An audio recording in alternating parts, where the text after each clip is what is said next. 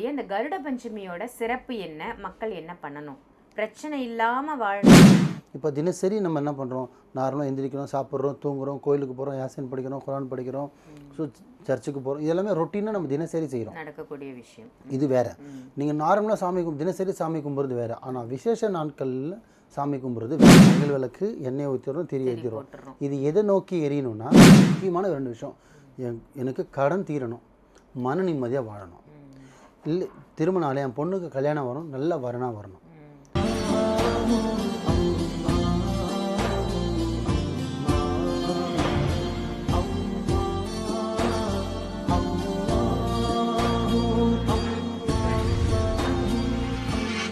மரிஜின் மணியர்கள் அனைவருக்கும் அன்பான வணக்கங்கள். புழல் காவாங்கரை ட்ரிபிள் டவர்ஸ்ல இருக்கக்கூடிய மாலிக் பாய் அவர்களை தான் சந்திக்க வந்திருக்கோம். வணக்கம் பாய். வணக்கம்மா பாய், இன்னைக்கான டாபிக் கருட பஞ்சமி.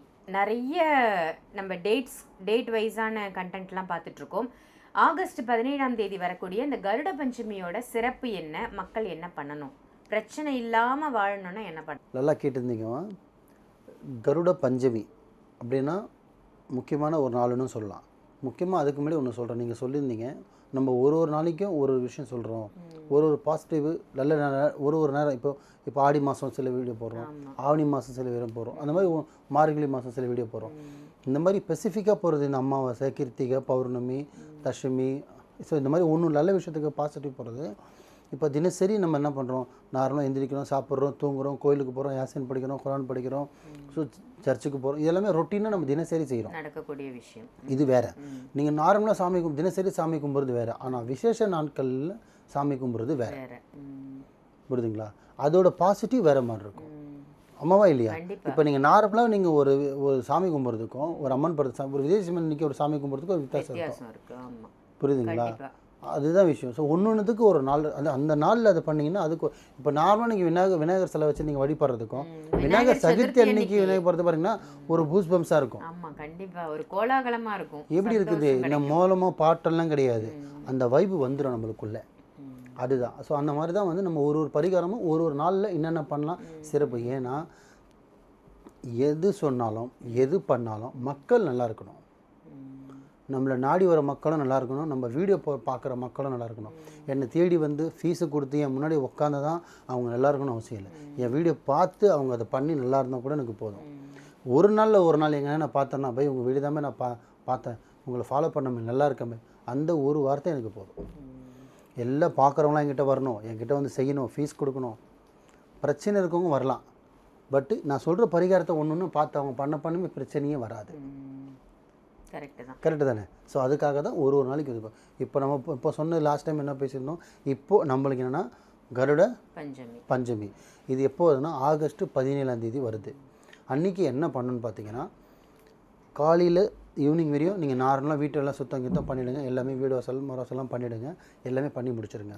கடைக்கு போயிட்டு நல்லா ஒரு பெரிய வெத்தலையாக ஒன்று வாங்கிக்கிங்க. வெத்தலை காம்பு வெட்டாதீங்க, காம்பு வெட்டாமல் பெரிய வெத்தலை வாங்கி அதில் நல்லா கழுவிடுங்க, சுத்தம் பண்ணிவிடுங்க. சுத்தம் பண்ணிட்டு நடு வீட்டில் வச்சுருங்க. எங்கே வைக்கணும்? ஆமாம், வெத்தலை சைஸ் சின்னதாக கூட கொஞ்சம் தேடி பிடிச்சி பெரிய வெத்தலையை வாங்கிட்டு சுத்தம் பண்ணிவிடுங்க. சுத்தம் பண்ணி நடு வீட்டில். அதுக்கு கீழே வெள்ளை கலரில் ஒரு துணி வைங்க. முதல்ல ஆமாம், வெள்ளை கலரில் துணி வேணும். வெறும் வெத்தலை. ஆமாம், ஃபஸ்ட்டு நடு ஹாலில் ஒரு துணி, அதுக்கு மேலே ஒரு வெத்தலைக்கு மேலே ஒரு அகல் விளக்கு, மண் விளக்கு வாங்கிக்கணும். அதில் பஞ்சு திரி வாங்கிக்கோங்க, கொஞ்சம் நல்லெண்ணெய் வாங்கிக்கிறோமா? ஸோ துணி வச்சிடறோம், வெத்தலை சுத்தம் பண்ணி வச்சிடறோம், அகல் விளக்கு, எண்ணெய் ஊற்றிடுறோம், திரி ஏற்றிடுறோம். இது எதை நோக்கி எரியணும்னா வாசலை நோக்கி எரியணும்.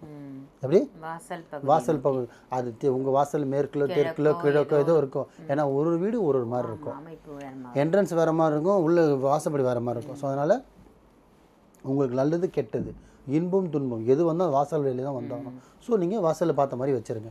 வச்சுட்டு உங்களோட பிரச்சனைகள், இந்த கருட பஞ்சமிக்கு ரொம்ப முக்கியமான விஷயம், சூரியன் மறையும் போது, மறைஞ்ச உடனே 6லேருந்து அதிகபட்சம் 8 மணிக்குள்ளே இதை நீங்கள் பண்ணிடணும். 6லேருந்து 8 மணி, 2 மணி நேரம் டைம் இருக்குது. அதுவும் முடிஞ்ச அளவுக்கு இந்த 6லேருந்து 7, இந்த 6, 6:15 நீங்கள் பண்ண ஆரம்பிச்சிங்கன்னா அவ்வளோ சூப்பராக ரிசல்ட் வரும். இதை ஏற்றிட்டு என்னவே வேண்டணும் அப்படின்னு கேட்டிங்கன்னா, எல்லா விஷயத்துக்கும் வேண்டலாம். எப்படி?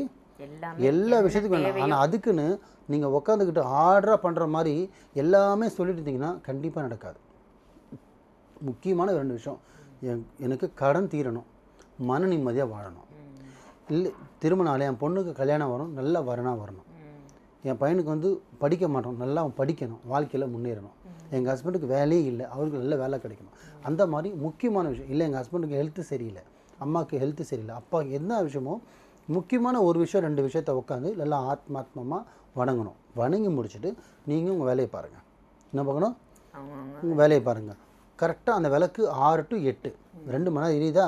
நீங்கள் 7 மணிக்கு ஏற்றினாலும் 8 மணிக்கு முடிச்சிடணும், 7:30 மணிக்கு ஏற்றினா கூட 8 மணிக்கு முடிச்சிடணும், 6 மணிக்கு ஏற்றினா கூட 8 மணிக்குள்ளே முடிச்சிடணும். 6 to 8 தான் டைமிங்கு. அதுதான் கருட பஞ்சமியோட நேரம். அந்த நேரத்தில் நீங்கள் ஏற்றி முடிச்சுட்டு என்ன பண்ணலான்னு கேட்டிங்கன்னா, அதை ஓரமாக எடுத்து துணியோடு ஓரம் வச்சு வச்சுருங்க. அது உடனே எடுத்திங்கன்னா சுடும். அது ஆறுனதுக்கப்புறம் அந்த துணியை அப்படியே எடுத்து சேர்த்து கட்டிடுங்க. என்ன பண்ணுவீங்க? முடிச்சு போடணும். ஆனால் இதுக்கு நடுவில் நீங்கள் ஒன்று செய்ய வேண்டியது என்னென்னா, துணி வடிச்சிடுறோம், விளக்கு போட்டுறோம், பஞ்சுத்திரி போட்டு எண்ணெய் ஏற்றிடுறோம். ஏற்றுறதுக்கு முன்னாடி கொட்டைப்பாக்குன்னு சொல்லுவோம் பார்த்தீங்களா? கொட்டைப்பாக்கு அது ஒரு 3 இல்லை 4 இல்லை 5-6 கூட இருக்கலாம், இல்லை 9 கூட நீங்கள் வைக்கலாம். அது 9 வாங்கி வந்து பார்த்திங்கன்னா அந்த விளக்குக்கு பக்கத்தில் வச்சிடணும். ஸோ விளக்கு ஏற்றுறதுக்கு முன்னாடி துணி மேலே வெத்தலை, அகல் விளக்கு, எண்ணெய் போட்டு 1லேருந்து 9க்குள்ளே 9 கொட்டைப்பாக்கலாம். கொட்டைப்பாக்கு வாங்கி அதையும் வாஷ் பண்ணணும், சுத்தப்படுத்திட்டு அந்த இடத்துல வச்சிடணும்.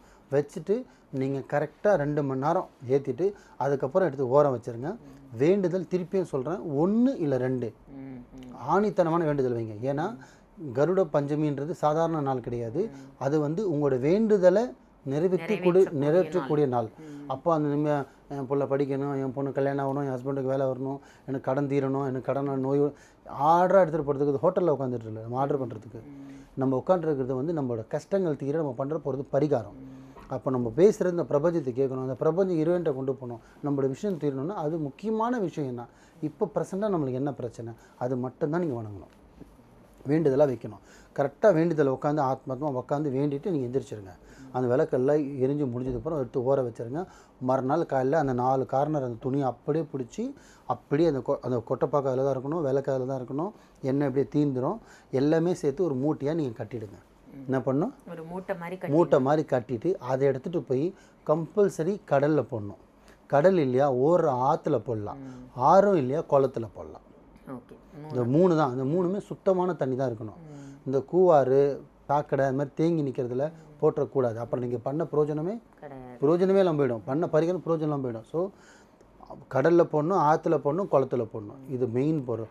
போடும்போது எப்படி போடணுன்னா, நார்மலாக எடுத்து நீங்கள் உங்கள் தலையை 3 சுற்றிட்டு கூட நீங்கள் எதுவுமே போட்டுடலாம். இதை போடும்போது மனைவி தான் போடணும் அவசியம் இல்லை, மனைவியும் போடலாம், போடும்போது கணவர் கூட போட்டு போடலாம். இது எப்போ போடணும் அப்படின்னா, மறுநாள் காலையில் சூரியன் உதஞ்சி திருப்பி 6 o'clock நீங்கள் அதை போட்டுடணும். புரிஞ்சுதுங்களா? நைட் எடுத்து வச்சுருங்க, காலையில் எடுத்து போட போகிறீங்கன்னா காலையில் 7 மணி 8 மணி 10 11 12 சாயந்தரம் 6 மணிக்குள்ளே நீங்கள் அதை டிஸ்போஸ் பண்ணிடணும். நீங்கள் ஒரு நார்மலாக இருங்க. ஆனால் கருட பஞ்சமி எப்போ வருது? ஆகஸ்ட் 17 சாயந்தரம் 6 மணிக்கு வாங்கக்கூடிய பொருள் வெள்ளை துணி வச்சிடணும், வெத்தலை வச்சிடணும், கொட்டைப்பாக்கு வச்சிடணும், அகல் விளக்கு வச்சிடணும், நல்லெண்ணெய் ஏற்றி வேண்டுதல் 2 வேண்டுதல் ஆணித்தனமாக உட்காந்து மனசார வேண்டிட்டு வேலையை பார்த்துங்க. டிஸ்போஸ்னால் அதை எடுத்து வந்து மறுநாள் 6 மணிக்குள்ளே அப்புறப்படுறது ஆற்றுல, குளத்தில், கடலில்.